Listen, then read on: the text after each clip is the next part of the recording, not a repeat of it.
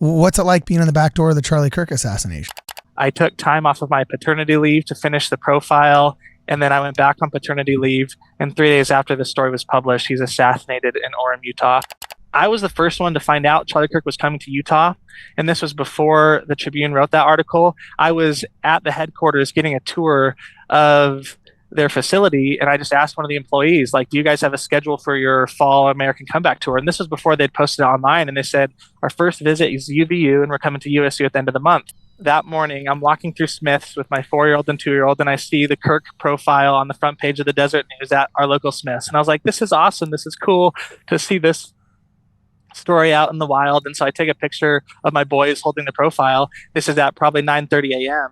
And at 12:30 p.m., which is 7 minutes after Kirk was shot, I get a phone call from my high school buddy. He's panting. He's running away from the crowd, and he said, Charlie Kirk was just shot.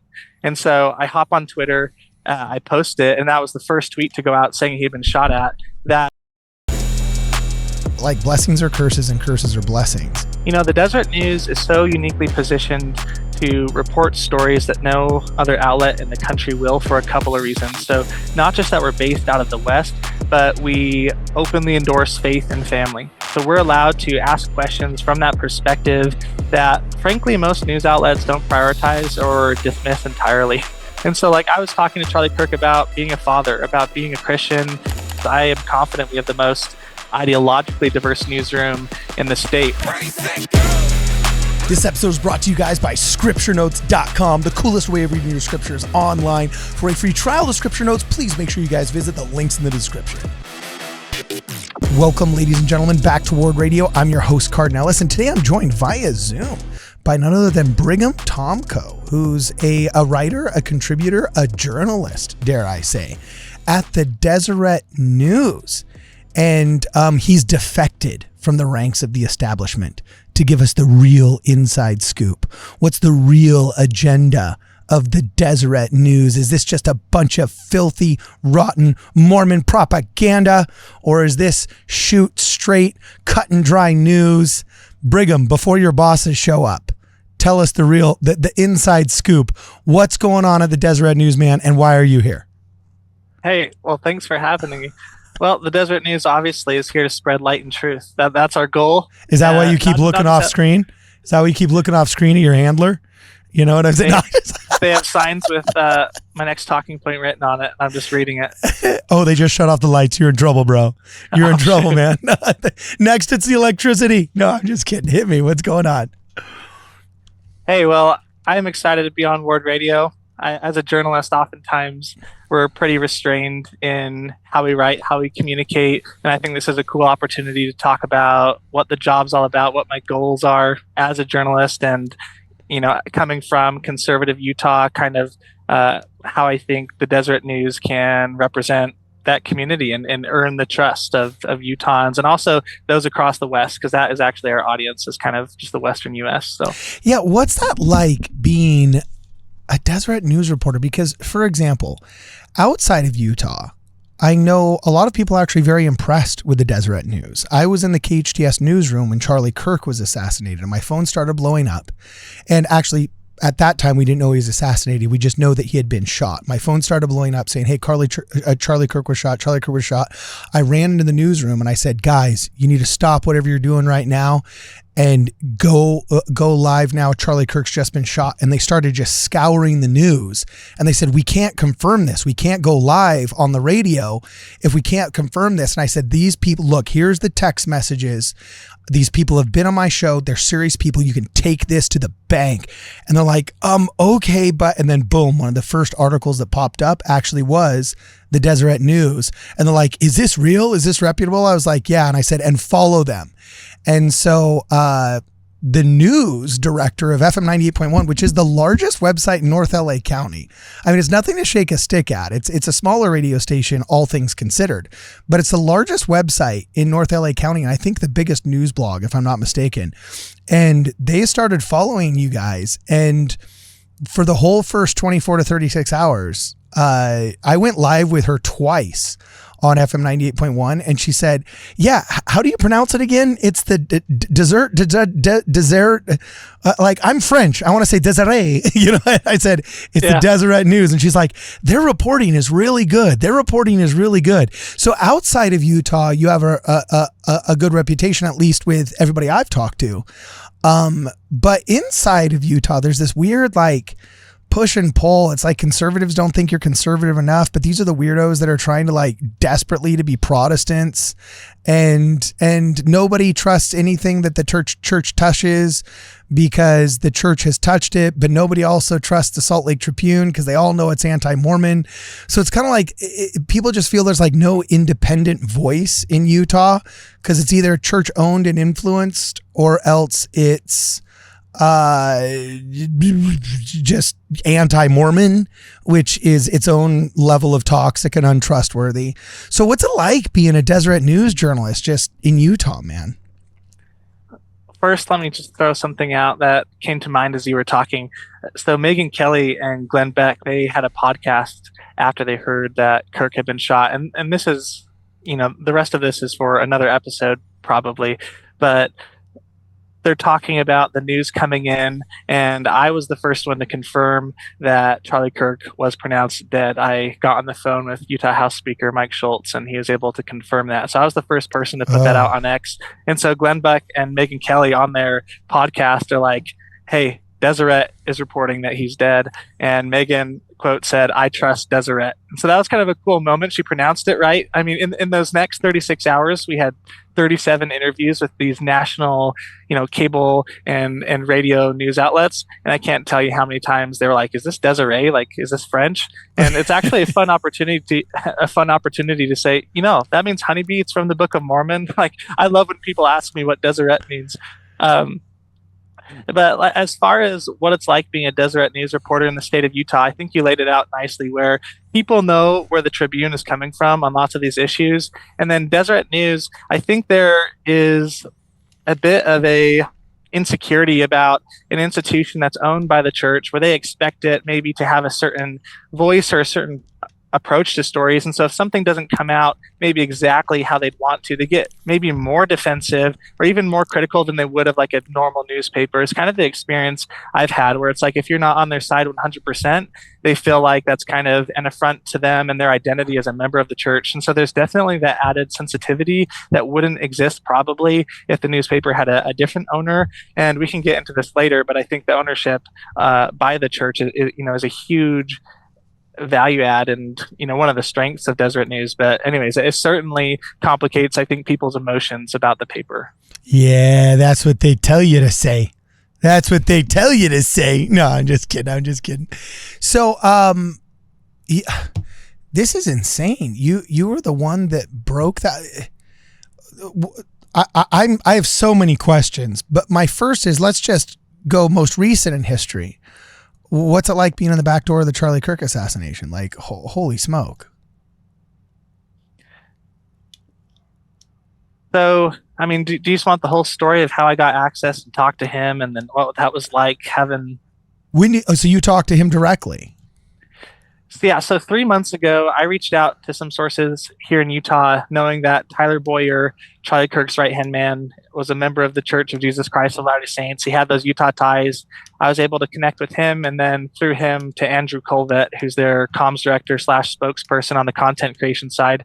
And so over the course of 2.5 months, I was able to get access to their Student Action Summit in Tampa, Florida in mid-July and talk with Charlie Kirk for 15 minutes. And that kind of led to an in-person interview for 45 minutes on August 19th. And we sat down at his headquarters in Phoenix, Arizona. We talked about his vision for Turning Point, his motivation, his faith, like how he kind of approaches his Christian faith, and also being such a controversial figure. I took time off of my paternity leave to finish the profile.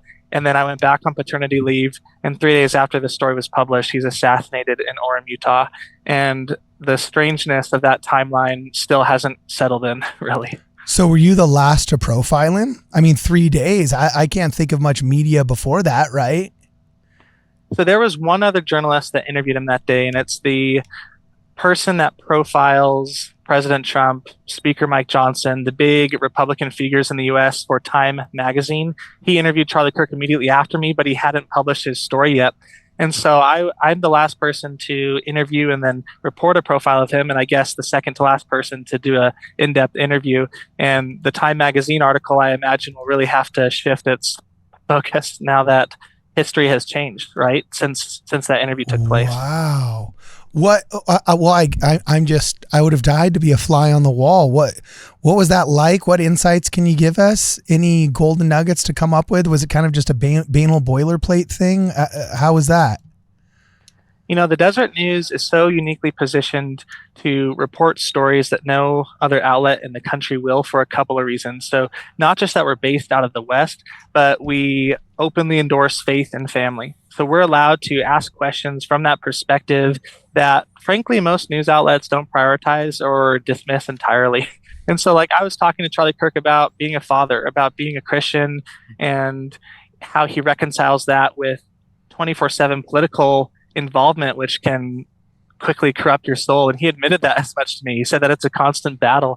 And he talked to me about his spiritual tools and routines that he uses, whether it's reading the scriptures or praying or spending the Sabbath from Friday evening to Saturday evening completely with his family with no phone access. He does that, and he was working on a book about that. And so those are questions that no other news outlet would even care about. But because I'm writing for the Deseret News audience, I was able to get new information about this is Charlie Kirk's personal faith practice, and that's why he says it's essential for him to stay grounded amid our tumultuous political environment, which he referred to as warfare and combat and blood sport.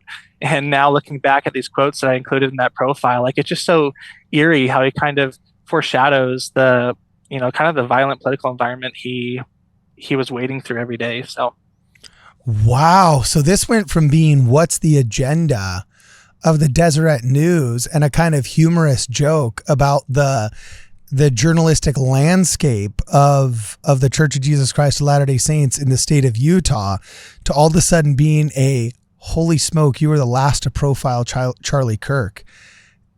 That's in some ways it's so natural and kind of makes sense. He was on his way to Utah, big news outlet in Utah. It's predictable, but also it's eerie, you know, just well, you know what's weird about that? Let me just chime in and say this is the Salt Lake Tribune reported this piece 2 weeks before Charlie Kirk came saying USU students created a petition. It's been signed by 1,000 people in 24 hours protesting him coming. Well, I was the first one to find out Charlie Kirk was coming to Utah, and this was before the Tribune wrote that article. I was at the headquarters getting a tour of their facility, and I just asked one of the employees, like, do you guys have a schedule for your fall American comeback tour? And this was before they'd posted it online, and they said, our first visit is UVU, and we're coming to USU at the end of the month. And, you know, my story was published after the Tribune piece, but that they hadn't put that on the website, and I didn't know that that was going to be relevant context for the profile. I just knew that Turning Point was this hugely influential organization that I wanted to put a spotlight on for our readers. And so the story just became more and more relevant and more timely after I had already got the access, after I'd put in all the work up front just to gain their trust and to, you know, show them that I'm a fair reporter. And then the piece is published. And, you know, let me just tell you the weirdest piece of the timing. So we print a physical edition of the newspaper for the readers who still get a newspaper. Oh, just say you were about to say for all of the whats. What were you about to say? The but those who don't rely on social media for their news. Were you about to call them old fogies, boomers? What are you about to call them? You know, the demographic. I don't have access to that data, so I'll pass on. But so that is printed bi-weekly, every Wednesday and Friday. We have the print newspaper. Okay. And so, like I said, my wife, she gave birth to our third son on August 27th. And so after we had published the Kirk profile, I was able to go on paternity leave. And so that Wednesday, September 10th, that morning, I'm walking through Smith's with my 4-year-old and 2-year-old, and I see the Kirk profile on the front page of the Deseret News at our local Smith's. And I was like, this is awesome. This is cool to see this story out in the wild. And so I take a picture of my boys holding the profile. This is at probably 9:30 a.m. And at 12:30 p.m., which is 6 minutes, 7 minutes after Kirk was shot. I get a phone call from my high school buddy. He's panting. He's running away from the crowd, and he said, Charlie Kirk was just shot. And so I hop on Twitter, I post it, and that was the first tweet to go out saying he'd been shot at. That post gets 18 million views within a short amount of time. And from that moment on, needless to say, my paternity leave was put on pause. But for the next 36 hours, I was just nonstop reporting on how the subject of my profile from a few days before was now the biggest assassination of a public figure in 60 years. So, wow. Oh, man. And the people celebrating this are just absolutely disgusting. None of that going on in the Deseret News, right? No, but this became super personal yesterday because I had heard all the anecdotes of people celebrating about Charlie Kirk's assassination, but I hadn't seen it up close. And so I started going through we used to call them quote tweets. Now it's like a quote post, I guess, on X. But the people who had shared my original post that he'd been shot at and then added their own commentary at the top. And there were just dozens and dozens. I stopped scrolling because I was so sick of it, where people were resharing my original post that Charlie Kirk had been shot, celebrating, with these different gifs of like people dancing or just saying, one of them said Trump and Bibi Netanyahu next. There was just countless. I just kept finding them. And so I felt kind of sick to my stomach that people were using my posts of me breaking the news for that purpose. And so it's real out there. Social media, is a cesspool for that kind of stuff. Yeah, dude, for real. Holy smoke. So, you mentioned not everything has to be about, right now everything does have to be about this, but you mentioned previously, that you want to expand into the West more, not just be a Utah newspaper. Now, is that just because this is Brigham's Empire of the West and you think you would have a lot of clout in Arizona and Idaho and Utah because that's where a lot of Mormons are? Or is it because you actually have aspirations of just competing with secular news like the LA Times, the New York Times, the Boston Globe, the Chicago Tribune, et al. Is it more expansionist like that, or just because you're trying to serve the greater Western Empire of Brigham Young's legacy more?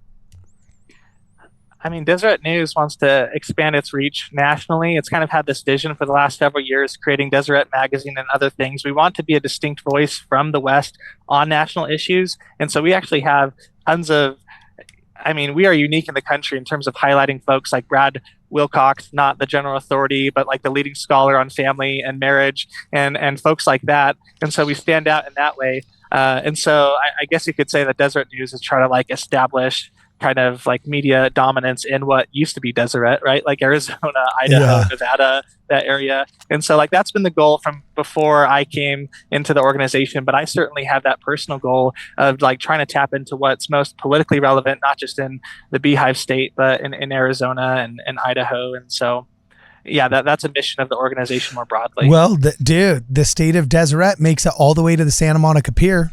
Did you know that? Yeah, I need more California coverage. Yeah, for sure. Have you ever seen the original map of the state of Deseret that was drawn for Brigham Young like in 1850? Have you ever seen the original map? I think I've seen it. Yeah, it goes along the Sierra Nevada mountains, basically. From somewhere up like in Tahoe down along the mountains was the dividing line. So what's interesting is those two mountain ranges conjoin in Santa Clarita, where I grew up. So it's kind of hard to tell if my hometown would have been it would have been a border town for sure, but whether or not it would have been in California or in the state of Deseret, I think it actually would have been in California based off of the maps that I have seen, but only by like 500 feet. Because we're literally at the base of the mountains on this side instead of the base of the mountain range on the other side. And so I thought that was funny, but it goes all the way to where Santa Monica was that meets the shore. And then it's got a strip of coastline, probably about 30 or 40 miles long, because basically Mexico was everything down by San Diego back then. And there was, border disputes that had yet to be settled down there.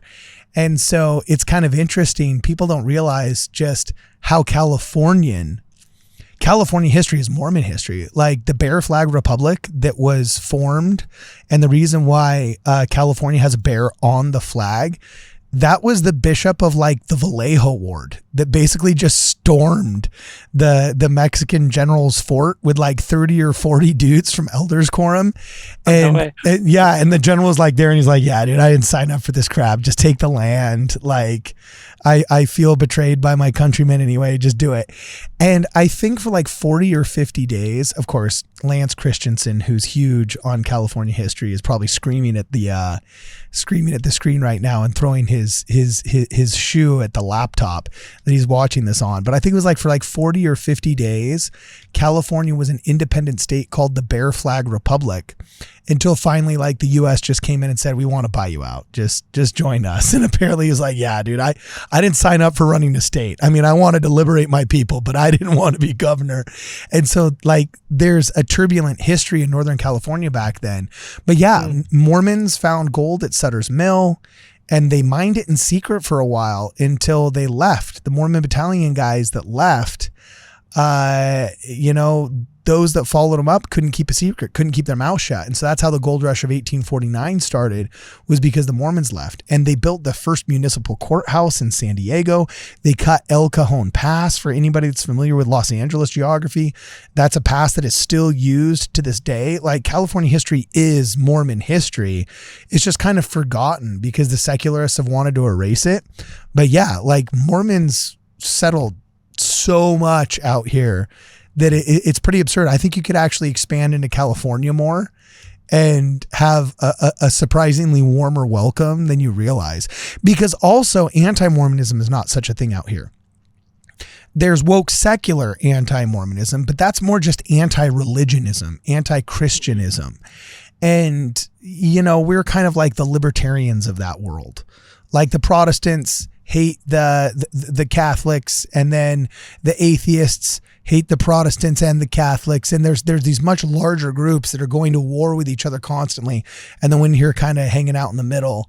So, I think there's actually a lot of room for growth in California. That'd be interesting. And last question before we go, what's it like being such a young reporter at Deseret News, man? Like, that's got to be a lot of fun. The access. I worked for WABC for a while, just as a travel writer for their travel show Live. I FM 98.1. I was a tour guide at NBC Universal. So it was like wild. Just when you have these monikers behind your name, the access that you all of a sudden get that is kind of undeserved is pretty incredible.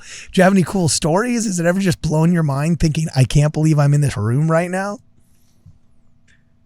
Yeah, I mean, that's my experience all the time. And I describe it as, like you said, kind of unearned access to these stories. And, it's so cool because the reason I got into journalism, so I served a mission in Asuncion, Paraguay. And during that time, I kind of just became fascinated by the fact that people could had totally different belief systems as me, but have just as good reasons for believing the way they did as I did. And I certainly didn't ascribe to any sort of like moral relativism, but it made me more curious about where people were coming from. And I got home and kind of got into politics, and that led me to journalism because of my curiosity. And so like every day I get to just talk to fascinating people and, ask questions and be curious.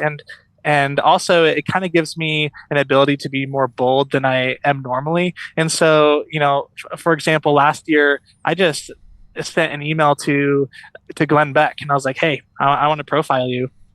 And he ended up responding, and I was able to go to his ranch in Idaho and sit down for an hour. And like, I just had this experience where we were talking about Latter-day Saints and politics and the 2024 presidential election. And, I was a 25-year-old kid, and I was like, this is a cool experience. And so anyways, I feel pretty lucky to have this job. And, we talked a little bit at the beginning about the position Deseret News is within the state of Utah. I also feel like it's a pretty cool opportunity just to show Utahns one story at a time, that there is someone in news media whose agenda is not in favor or against, a political ideology, or who sees their job as being an activist. Like I'm curious, and like the two things I care about are being curious and then strengthening our community as members of the Church of Jesus Christ of Latter-day Saints, and also just residents of the West. And so, like, with those two guiding lights, if I'm curious and care about truth, and then want to, improve dialogue and discussions in our community, I think that lends itself to, hopefully increasing trust in the organization and just reaching a broader audience in the West. So. Okay, what are some of the what's some of the troubles that you have to overcome? That, like, I'm sure you said, for example, that it's really kind of cool that it's a church-owned newspaper and you're the only one that can, profile family and faith openly, while that's overlooked at other or obscured at other news organizations, which is a big benefit. But, like, blessings are curses and curses are blessings. So, like, is the same thing that gives you an advantage has to come with some disadvantages. Are there any kind of, like, frustrating things you sometimes have to overcome at working in the Deseret News, or what?